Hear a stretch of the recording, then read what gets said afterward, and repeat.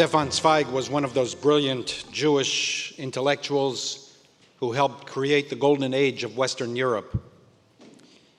He was a deeply learned, refined, cultured, well-spoken, impeccably dressed, sociable, and urbane man, a product and model of European Enlightenment at the peak of its splendor. Genius poured out of him. Effortless eloquence brought him international fame. Destined for literary greatness at an early age, he was awarded a PhD in philosophy from the University of Vienna before his 23rd birthday. By the 1930s, he had written dozens of poems, novellas, plays, librettos, biographies, and historical texts.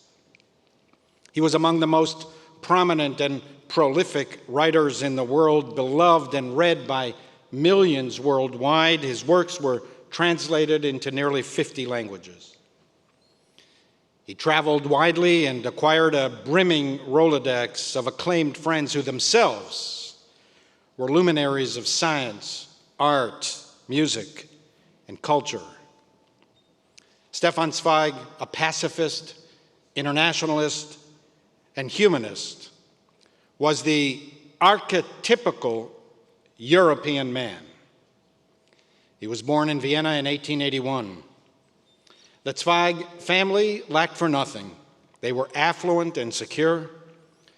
The centuries-old Austrian monarchy provided peace, stability, sanctuary.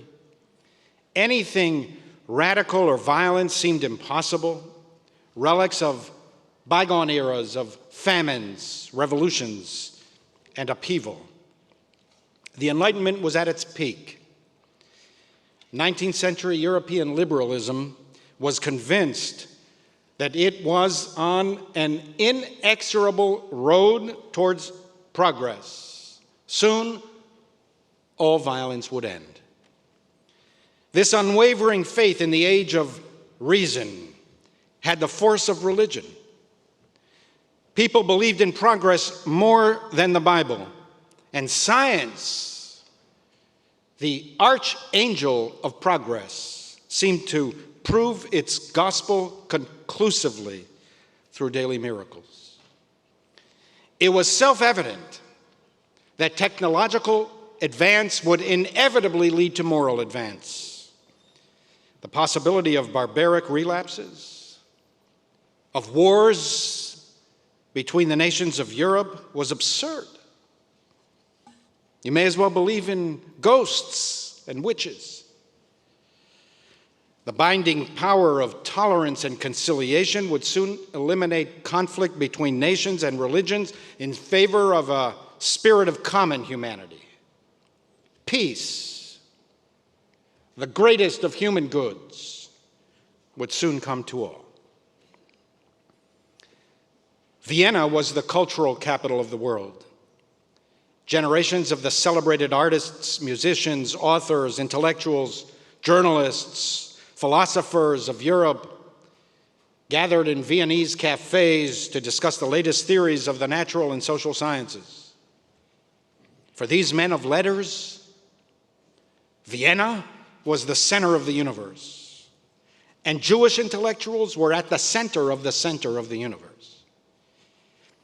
Zweig later wrote that a good part, if not the greater part, of all that is admired in Austrian culture and music, literature, the theater, the art trade, was the work of the Jews of Vienna, whose intellectual drive, dating back thousands of years, brought them to the peak of achievement.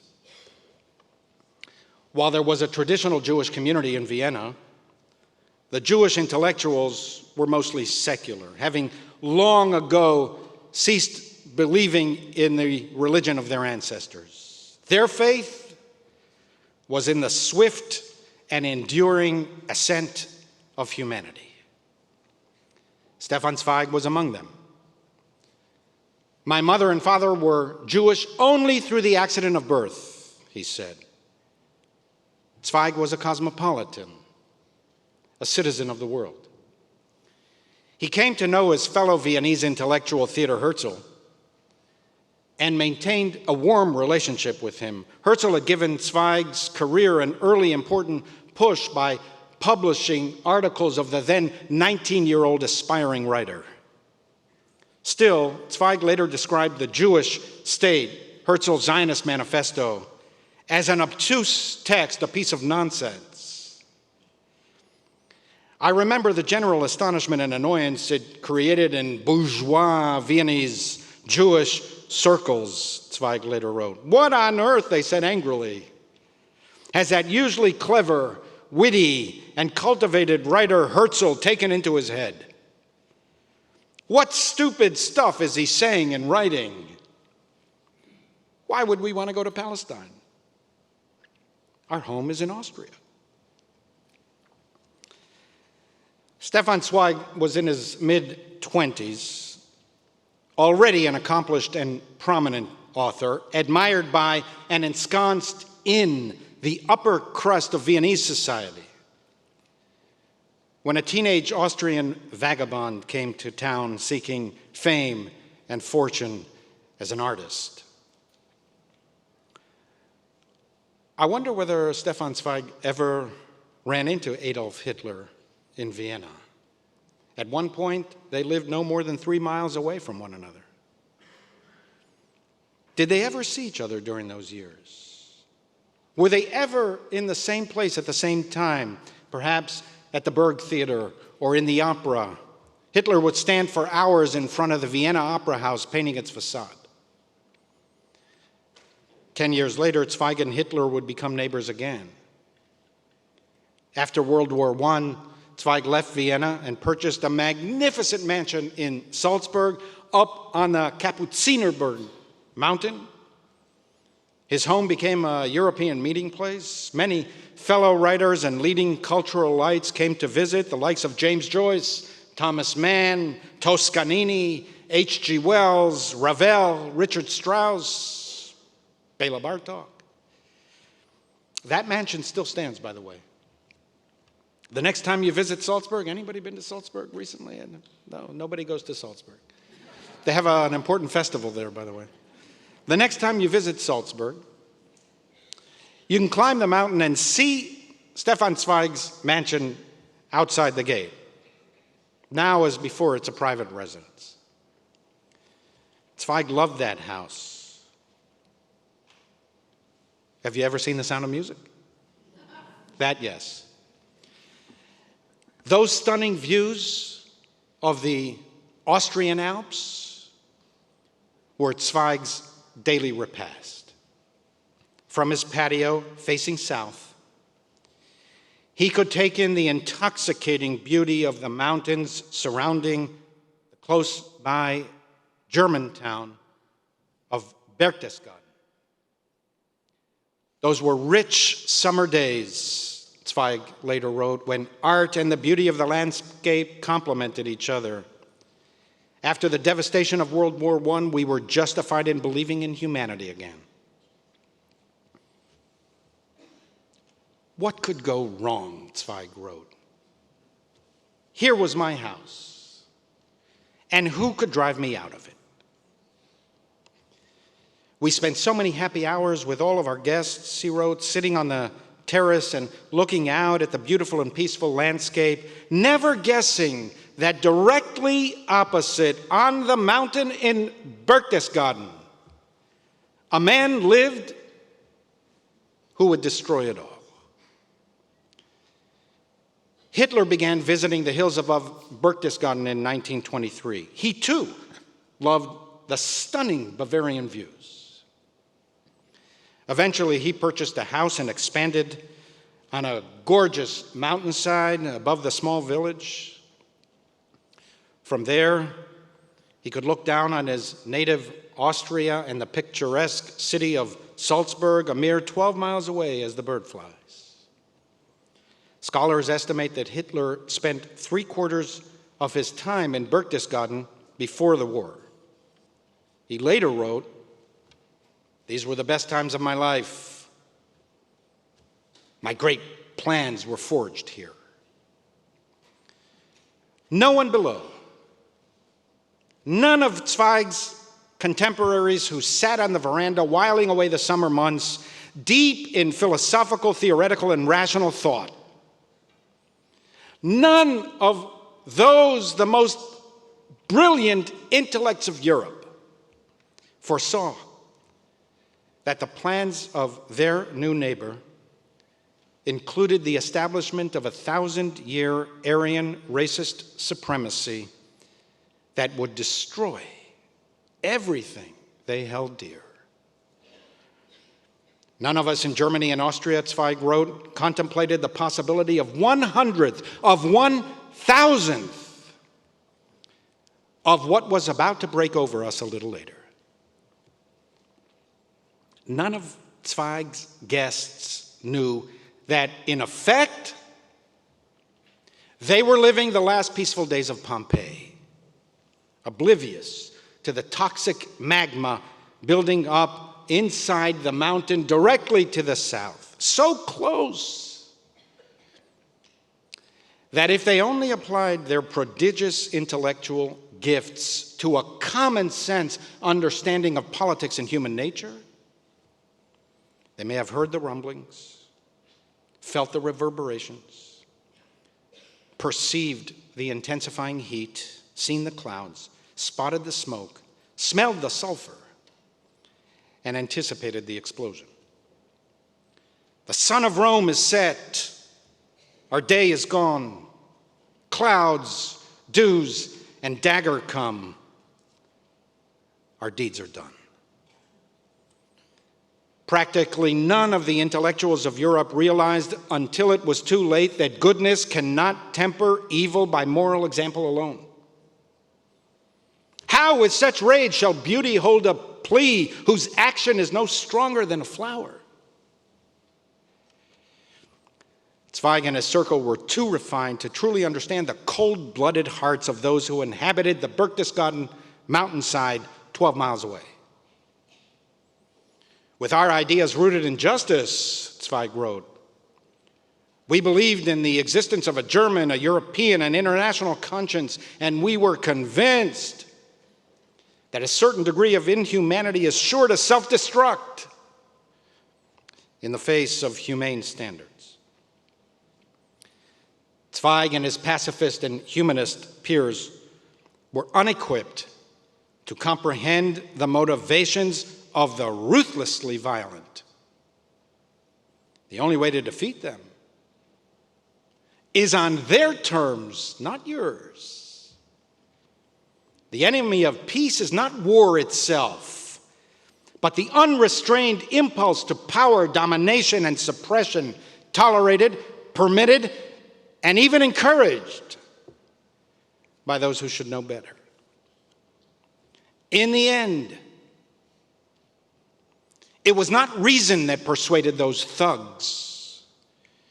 So foul a sky clears not without a storm. It was Royal Air Force bombs that flattened the mountainside 12 miles away.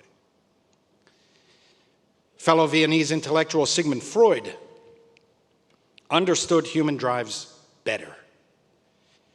While both were exiled in London in the late 1930s, Freud shared with Zweig that while deeply distressed, he was not surprised by the terrible outbreak of bestiality.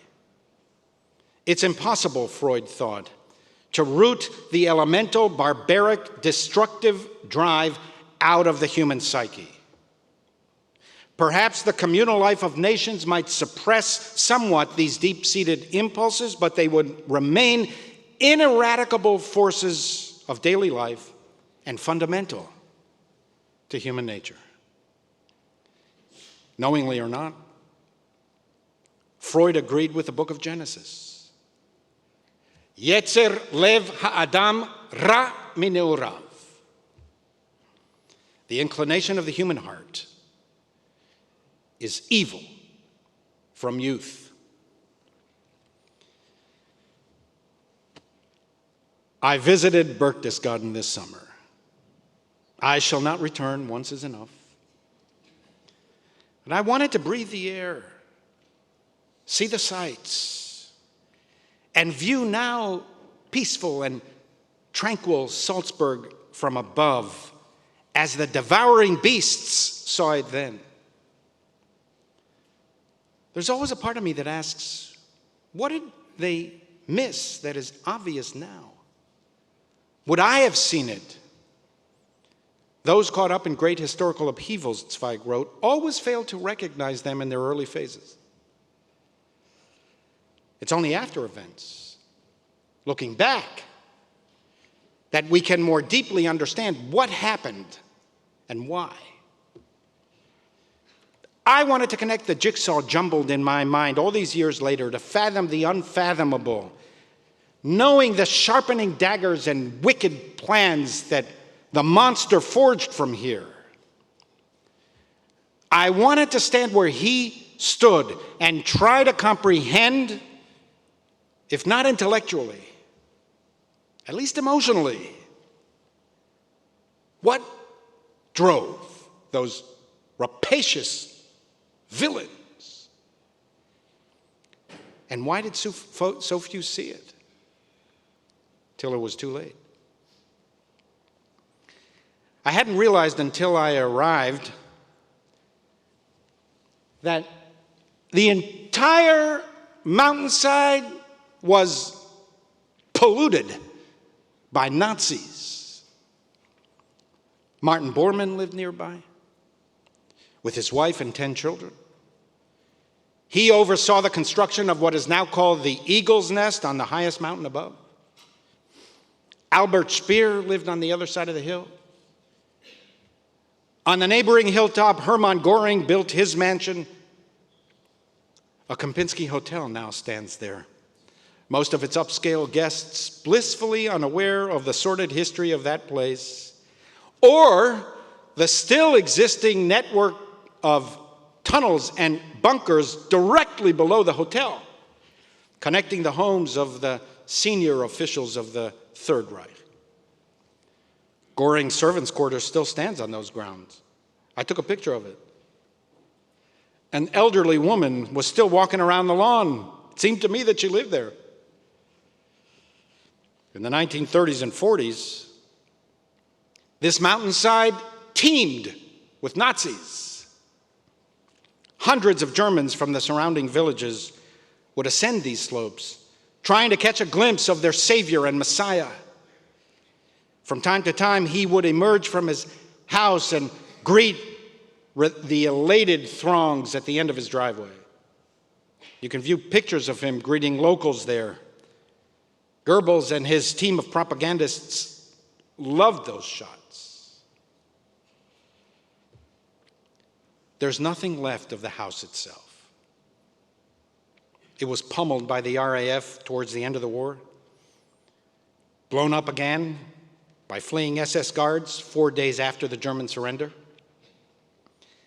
And in 1952, the Bavarian government destroyed it completely, removing all the rubble, hoping unsuccessfully to discourage tourists from visiting.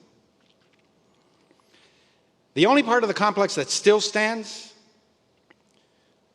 is pieces of the outer retaining wall. These stones covered in moss, grass, and small bushes are hard to notice.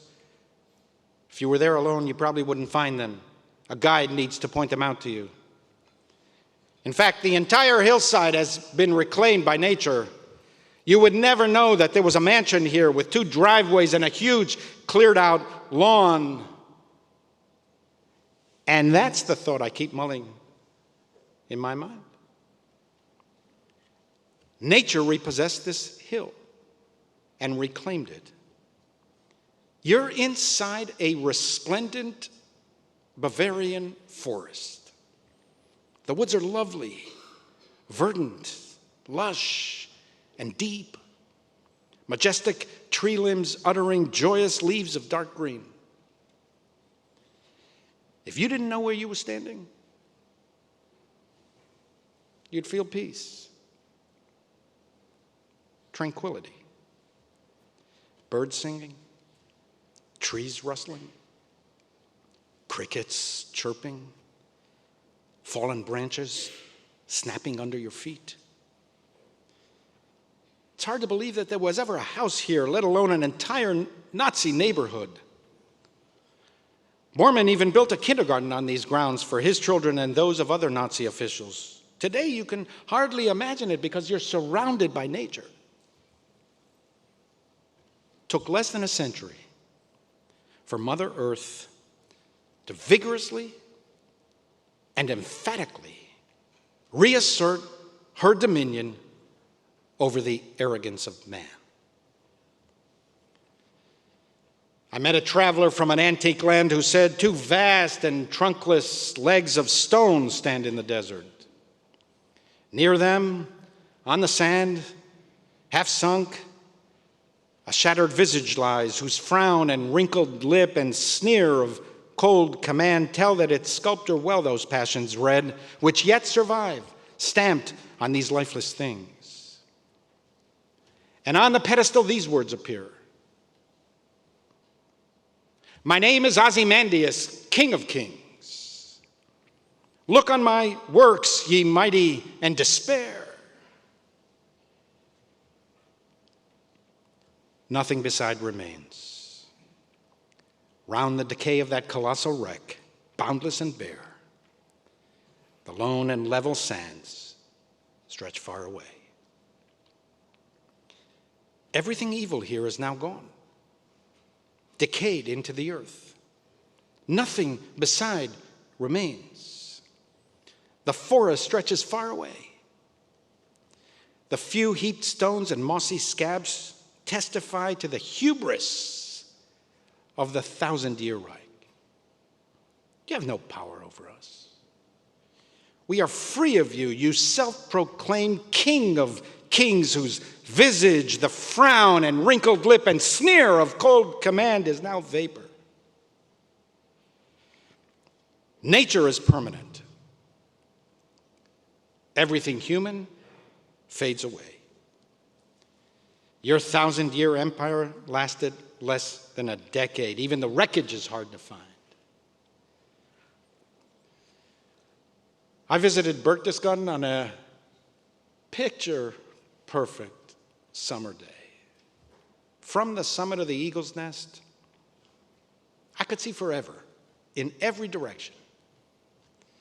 A cloudless azure sky floated over the rugged peaks, the sunbeams illuminating the gateway to heaven. How could something so pure, so divine, fashioned by God on the third day of creation, be the locus of such sacrilegious profanity? The incongruity of it all. The knowledge that although Hitler is dead, his venom is still toxic, shatters the soul. But looking down on the now peaceful villages below, with Salzburg in the distance, I took away from my 3 hours in Berchtesgaden not only a sense of despair, but also hope. Because what you tell yourself over and over again is that it didn't have to happen this way. It wasn't preordained, written in the stars. The depravity emanating from here was the result of human will and conscious decisions, each one of which could have been different. Neville Chamberlain stood precisely where I stood on the first of his 3 meetings with a German dictator, hoping to bring peace to those times. What if he had sized Hitler up in this, his first meeting, and took immediate measures to confront the monster? It still may not have prevented the war, but it could have made it much easier to win, with far fewer casualties. Did the Berchtesgaden pack of wolves even realize how degenerate Germany would eventually become? Or did their appetites grow more ravenous only after seeing what they could get away with? Step after step, ignored atrocity after ignored atrocity. History is not inevitable. There's far more coincidence, spontaneity, and willfulness than we care to admit. Blaise Pascal playfully wrote that had Cleopatra's nose been shorter, the whole face of the world would have been different. What he meant was, had she not been as riveting to the Romans, who connected the profile of a woman's nose with beauty, nobility, and strength of character, had her face been shaped differently, she would not have captivated 2 Roman emperors, bore their children, and thus created the conditions for the eventual rise of Augustus and the flourishing of the Roman Empire. Pascal's point was that so much of human life and history is dependent on a vast string of contingencies, the importance of which we do not appreciate at the time. Talmudic rabbis made a similar point. They tell the story of 2 men, Kamsa and Bar Kamsa. A wealthy man threw a party and sent his servant to invite his friend Kamsa. The servant mistakenly invited Bar Kamsa, whom the wealthy man despised. Upon seeing Bar Kamsa at his party, the host ordered him to leave. Trying to avoid embarrassment, Bar Kamsa offered to pay for his food and then for half of the expenses of the party, and finally he offered to pay for the whole thing. Each time he was rebuffed by the host, who forcefully removed Bar Kamsa in front of the communal leaders, who said and did nothing. The humiliated Bar Kamsa,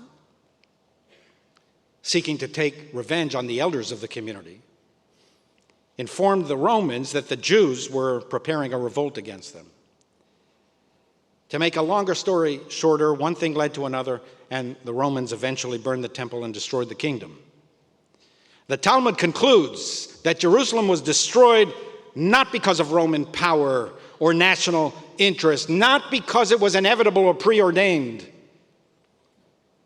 Come and see how great is the power of shame, Rabbi Elazar taught. Jerusalem was destroyed because of Kamsa and Bar Kamsa. We have a tendency to look back at events and conclude that they were inevitable. It's not true. Nothing is inevitable. History is the sum of human choices, the result of one day after another after another. Standing where the dictator stood 90 years ago, you need to force yourself to put aside for the moment what you know transpired. And imagine standing there at that time. The future hadn't happened yet. It was still preventable. We're living through momentous times. One day, historians will write the definitive chapters of our epoch. But does anything seem inevitable to you? A century from now, students will look back at the events of our days and be tempted to conclude that whatever developed had to happen this way. But that would be unserious and arrogant.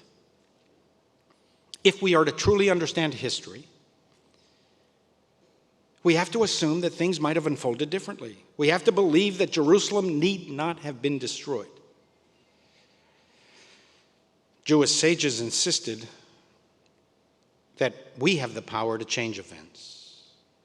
It's not for you to finish the task, but neither are you free to desist, they taught. The reason we care so much about contemporary events, the reason we fight so hard, is that we believe we can make a difference. Tomorrow hasn't happened yet. Our actions can sway the balance and influence the outcome. This is the central message of the High Holy Days. Utefila utshuva utzdaka ma'avirin et roa hagzera. Repentance,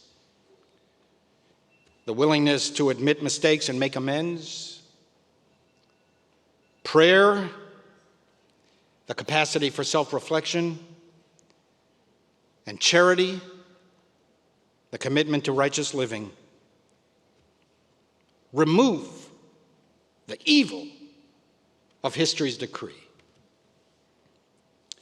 We can never despair. Stefan Zweig died of despair. He fled Salzburg in 1934 for London, but he always felt that the Nazis were at his back, and he kept trying to outrun them. After the conquest of France, once again, the Germans were only miles away. Zweig's intuition that he would always be a primary target was correct. After the war, the Allies discovered what they called the Black Book, a list of prominent individuals who would be arrested immediately upon a successful German invasion. Stefan Zweig was right there on page 231, his London address clearly noted. Zweig and his wife, Lottie, fled again, reaching New York City in 1940. He settled for a few months in Ossining, where he wrote most of his monumental memoir, The World of Yesterday. In the summer of 1941, he set sail again to Petropolis, Brazil, to a German refugee colony north of Rio de Janeiro. Zweig was about as far away from the German war machine as could be imagined. But he was still haunted and never really adjusted to England, the United States, or Brazil. His home would always be refined, cultured, classical Europe, now in ruins and lost forever. I knew, he wrote, like the patriarch Lot in the Bible, that all behind me was dust and ashes, the past transformed into a pillar of bitter salt. Zweig died in exile at the far end of the world. He was 60 years old. On the evening of February 22nd, 1942, after completing a game of chess with his neighbor, Zweig returned home. He and Lottie swallowed a deadly amount of barbiturates, and they expired soon thereafter. They were found the next afternoon by their housekeeper. Zweig, always impeccably dressed, had fastened his tie before his death in the manner of the high European culture of his age. That's how we wanted them to find him. He and Lottie were holding hands. She was curled up beside him, her head tenderly resting on his shoulder. The brilliant novelist, playwright, poet, journalist, and intellectual, who was read by millions in the first half of the 20th century, composed one last note. He had written many thousands of pages in his life, but his final message was 1 page long. It's preserved in the archives of the National Library of Israel. Zweig wrote, "I think it better to conclude in good time and in erect bearing a life in which intellectual labor meant the purest joy and personal freedom, the highest good on earth. I salute all my friends. May it be granted to them to see the dawn after the long night. I, all too impatient, go on before." How to explain the nature and the depth of Zweig's despair? He was as safe as one could be during those times. By 1942, the United States and the Soviet Union had joined the war against Nazi Germany. In a few months, the tide would turn. Even the German high command knew that they were unlikely to prevail against the Allies. But Zweig probably sensed that even if Germany was defeated, the world of yesterday, of European enlightenment and culture, his world, was gone forever. He was convinced that Europe had destroyed itself, that its sun had set, its day was done. And therefore, Zweig felt that his race had likewise run its course.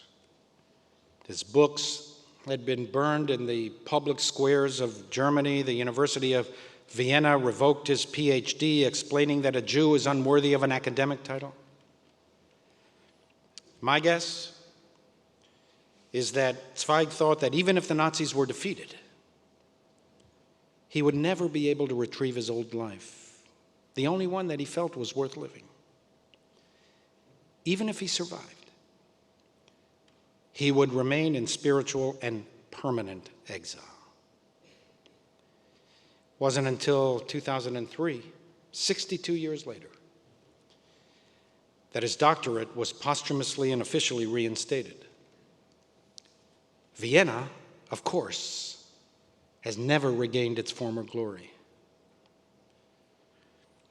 Perhaps part of Zweig's despair also had something to do with his Jewishness. Toward the end of his memoir, Zweig wrote that he simply couldn't fathom what it was all for. It was a colossal waste. He was a Jew only by happenstance. There was nothing specifically Jewish he and practically all of his Jewish friends actually believed or observed. Their Judaism had essentially been discarded in favor of atheism, secularism, internationalism, cosmopolitanism, and pacifism. Speaking for himself and probably most of his Jewish friends, Zweig wrote, "The most tragic part of this Jewish tragedy of the 20th century was that those who were its victims could not see what the point was. When their ancestors had been cast out in medieval times, at least they had known what they were suffering for, their faith and their law. They still had what today's Jews lost long ago, an inviolable faith in their God. When they were burnt at the stake, they held the Holy Scriptures to their breasts, and the inner fire that it gave them made the murderous flames seem less fierce. When they were hunted down all over the world, they still had the one refuge in the Lord their God. As long as their religion held them together, they were still a community. However," Zweig wrote, "the Jews of the 20th century were not a community anymore, nor had they been for a long time. They had no faith in common with each other. They felt their Jewish identity was a burden rather than a source of pride. And they were not aware of having any mission. They were increasingly impatient to integrate with the lives of people around them and become part of their communities, dispersing into society in general. They were more French, German, British, and Russian than they were Jews.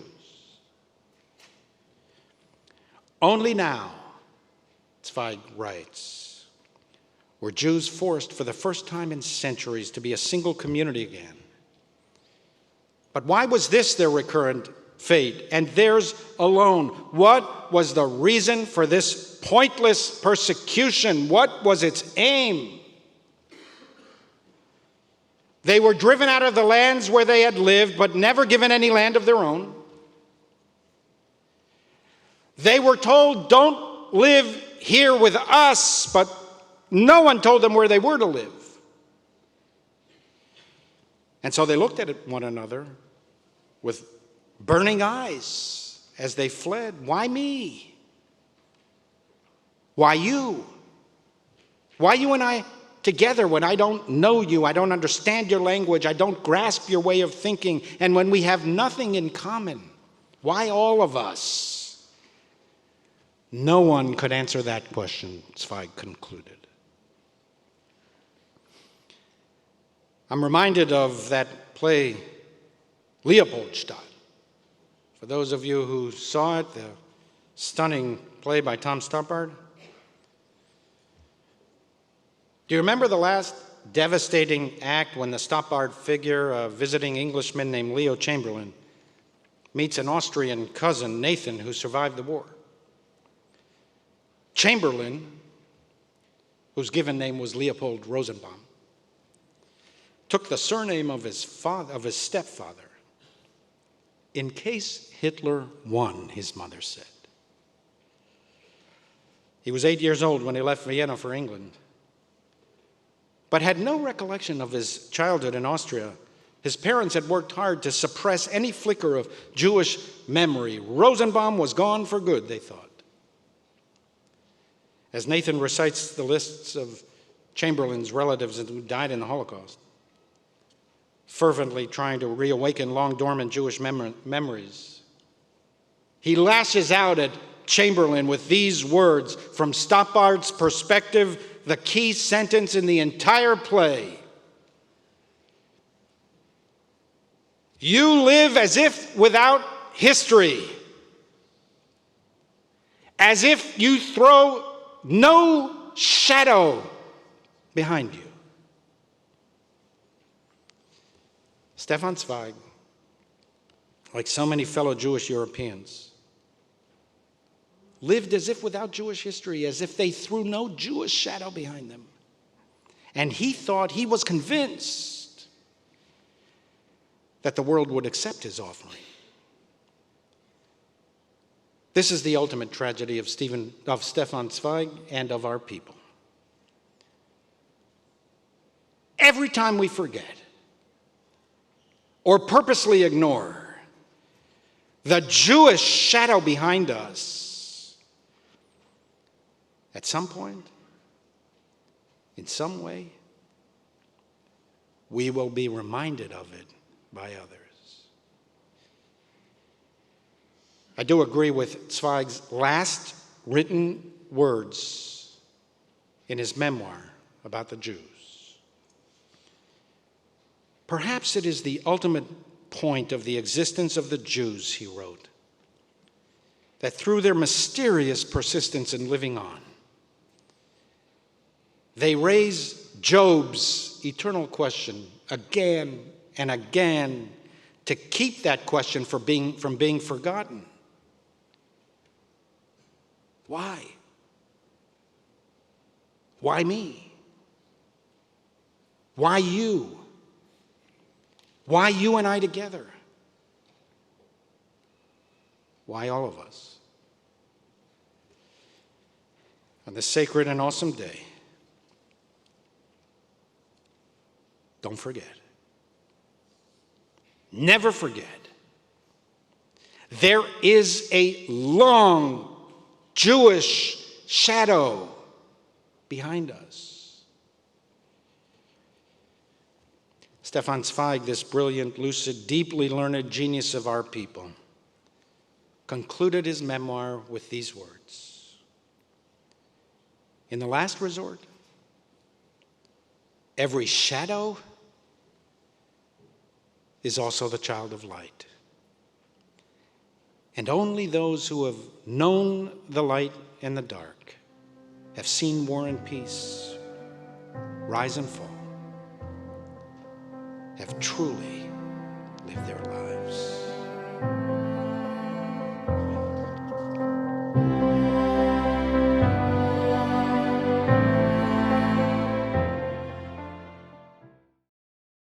We would be pleased to send a complimentary DVD of this program to anyone who wishes to support JBS with a tax-deductible gift of $36, double chai or more. Simply visit the JBS website at jbstv.org and click on the Donate button to make a donation by PayPal or your credit card. And please indicate the program for which you would like a DVD. Or you can send your tax-deductible check to JBS, Post Office Box 360, Stamford, Connecticut 06904. Or you can call the JBS Pledge Line at 833-MY-JBS-TV. That's 833-695-2788. And again, please remember to indicate which program you would like to receive with our compliments. We thank you for your kind support.